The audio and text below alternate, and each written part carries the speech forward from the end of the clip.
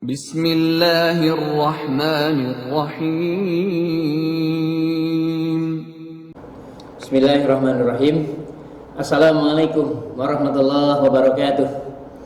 Alhamdulillahil jabbaril azim, al-qahharil qadim, al-ghaffarir rahim, alladzi ya'dhu man tuhita bil awham wa 'azza fala yudriku wa la yuram. Allahumma shalli wa sallim wa barik ala Rasulillah Muhammadin sallallahu alaihi wasallam wa ala alihi wa ashabihi ajma'in, amma ba'd. Alhamdulillah, perkenan Allah kita bergembira, dan tentu saja itu wujud dari kesyukuran kita dalam menyikapi kehidupan ini. Dan lebih daripada itu, tentu saja kita bisa bertemu dengan ilmunya Allah yang pada hari ini semoga Allah izinkan lewat lisan kami untuk menjadi bagian yang tidak terpisahkan dari penyikapan kita, bahkan tindakan kita nantinya terhadap makanan yang semoga kita memilikinya bertambah banyak dan tambah hati-hati untuk mendapatinya agar lebih halal, berkah, dan jauh dari syubhat, jauh dari haram, jauh dari riba. Karena persoalan mendasar inilah sesungguhnya yang menyebabkan tubuh menjadi sangat berat beribadah, kadang tidak bisa khusyuk, bahkan dalam kondisi tertentu ada keberanian untuk melonggarkan dan meninggalkan hal-hal yang sangat fundamental ini. Namun insya Allah dengan upaya kita yang terus menerus untuk mencari rezeki yang halal dan lebih berhati-hati untuk mendapatinya, maka kemudian tubuh ini juga berkenan untuk ruku, sujud, berdiri menghadap kepada Allah Subhanahu wa taala dan terhadap hal-hal yang baik yang kita dapati. Alhamdulillah, ikhwani fillah rahimakumullah. Persoalan ini menjadi sangat penting karena sekali waktu ini terkait dengan asbabun nuzulnya surat Al-A'raf ayat yang ke-157. Jadi ketika itu sahabat yang tentu saja orang Arab bertanya, bagaimana ini makanan yang harus kita makan dan makanan yang harus kita hindari? Begitulah kira-kira dialog yang paling sederhana. Kemudian jawab oleh sahabat ini, dia bilang, yang baik menurut kamu makanlah, yang tidak baik menurut kamu ya tinggalkan. Maka kemudian turunlah ayat ini sebagai sebuah jawaban. Kalaupun memang orang Arab ketika itu menjadi satu di antara bangsa yang sangat hati-hati dengan masalah makanan ini tapi kemudian turun ayat ini untuk menggambarkan betapa persoalan menyangkut makanan bukan karena kita menyenanginya lantas kita memakannya, tidak menyenanginya lantas kita meninggalkannya.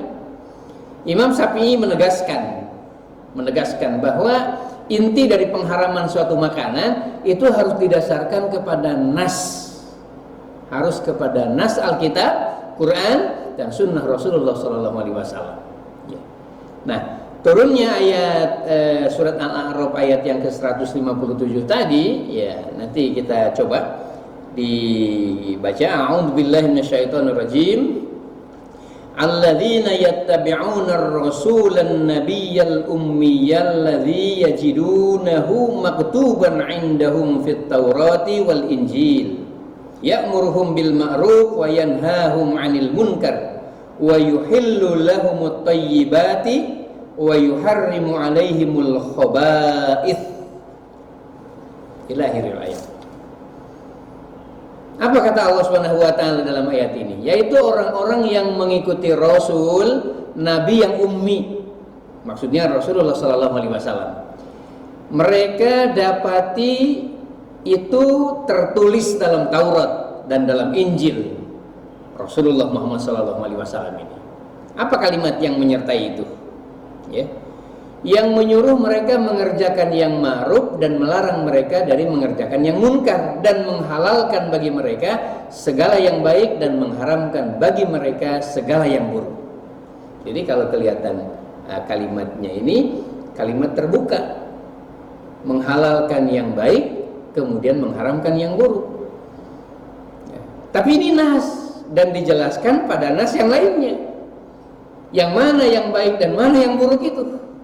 Masya Allah. Ini dijelaskan di dalam Quran surat Al-An'am ayat yang ke-145. Ya, 145. A'udzu billahi minasyaitonir rajim.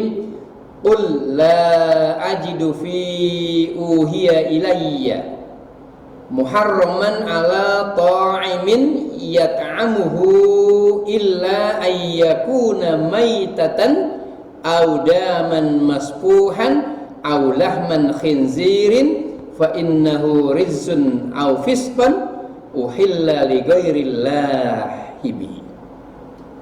Masya Allah. Jadi jelas sekali ya terkait dengan ini bahwa Rasulullah SAW diperintahkan oleh Allah, katakan wahai Muhammad, ya, tiadalah aku peroleh dalam wahyu yang diwahyukan kepadaku sesuatu yang diharamkan bagi orang-orang yang hendak memakannya kecuali, nah, ada kalimat kecuali. Mana yang dikecualikan itu? Ya, daging hewan yang mati atau bangkai, darah yang mengalir, daging babi, karena semua itu kotor, atau hewan yang disembelih bukan atas nama Allah. Jadi sudah jelas, hewan-hewan yang halal tapi disembelih bukan atas nama Allah, haram hukumnya. Daging babi haram hukumnya. Air ngalir yang kemudian darah ngalir yang kemudian ada di dalam dikumpulkan, dibekukan, haram hukumnya. Nah, artinya apa? Lahirlah kemudian kaidah, pada hakikatnya semua makanan itu halal kecuali yang dilarang oleh Allah Subhanahu wa taala. Nah, dari sini betapa banyaknya hal-hal yang halal yang diberikan oleh Allah Subhanahu wa taala, kita bebas untuk memakannya. Tapi kemudian Allah Subhanahu wa taala sendiri yang mengecualikan hal-hal yang dihalalkan itu. Nah, disinilah kemudian tempat kita berbicara tentang kaidah. Penegasan ini tidak boleh dianggap sederhana. Apa-apa yang dikecualikan oleh Allah. Dan masih banyak lagi nas-nas hadis dan ayat-ayat yang menyertai tentang haramnya makanan yang telah dicantumkan oleh Allah dalam Quran dan Sunnah Rasulullah SAW. Ya, Masya Allah. Jadi hakikatnya benar tadi, makanlah yang baik menurut kamu dan tinggalkan apa yang tidak baik menurut kamu. Tapi dasar baik dan buruknya didasarkan kepada Sunnah Rasulullah SAW dan termaktubnya ayat-ayat Al-Quran tentang pengharaman itu. Ya, daging babi, daging anjing sudah tidak bisa ditawar. Persoalan nanti belakang ada hikmahnya, katanya ini bisa jadi penyakit, itu persoalan lain. Tapi tidak ditawar apa yang telah Allah haramkan, titik. Ya, sebagaimana bangkai tidak boleh kita makan. Misalkan ada sapi segar sekali kemudian mati, baru setengah jam matinya, lantas kemudian kita ambil dagingnya, tidak bisa. Ayam mati ketika mau diturunkan di pasar, maka itu haram hukumnya, karena dia kemudian tidak dikeluarkan darahnya atau tidak disembelih. Ya. Nah, demikian pula kemudian barang-barang yang halal, sapi, domba, ayam, tapi kemudian disembelih tidak atas nama Allah Subhanahu wa taala. Disinilah pentingnya kehati-hatian.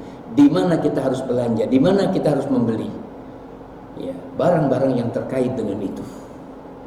Subhanallah, betapa sayangnya Allah Subhanahu wa taala kepada kita, agar kemudian kita mendapati hal-hal yang baik untuk darah daging kita, agar kita bisa menikmati ibadah, munajat, dan menerima kebaikan-kebaikan dari Allah Subhanahu wa taala. Masya Allah. Nah, lantas kemudian pertanyaannya, bagaimana pula kemudian ketika kita mendapati makanan yang tidak diatur oleh nas Al-Quran atau hadis? Nah, dikembalikan. Kalau dalam risalah yang tersampaikan di dalam kitab Al-Um ini, ya dikembalikan. Coba lihat, apakah orang Arab ketika itu memakannya, barang yang dimaksudkan, atau kemudian dia meninggalkannya? Kenapa kemudian bangsa Arab ketika itu kemudian dijadikan ukuran oleh Imam Syafi'i? Karena ketika itu bangsa Arab telah mendapati karunia besar dengan kehadiran Rasulullah SAW untuk mendapati makanan yang baik saja dan bisa meninggalkan makanan yang jelek atau yang buruk. Jadi ya Allahu alam ya. Apakah bangsa Arab hari ini seperti itu? Allahu alam. Tapi Imam Syafi'i mengatakan, ya coba ditanya bangsa Arab, apakah kemudian makanan itu baik bagi mereka, maka ambillah. Dan apakah kemudian makan itu buruk bagi mereka, maka tinggalkanlah. Ketika kemudian tidak didapati makanan itu dalam nas Al-Quran atau dalam hadis, tanya mereka. Mengapa, sekali lagi, mengapa kemudian bangsa Arab dijadikan satu di antara penyampaiannya Imam Syafi'i? Karena ketika itu, sekali lagi, bangsa Arab pernah mendapati satu perjalanan, satu kurun, sampai tidak ada yang sakit. Dokter-dokternya, tabib-tabibnya nganggur semuanya. Karena mereka begitu berhati-hati dengan makanan. Dan mereka kemudian sampai hari ini, mereka yang masih istiqomah dengan kebangsaannya, sangat tabu mengambil barang-barang yang cicik, barang yang cicik, atau barang yang keji, atau barang-barang yang tidak baik akibatnya. Allahu a'lam bishawab.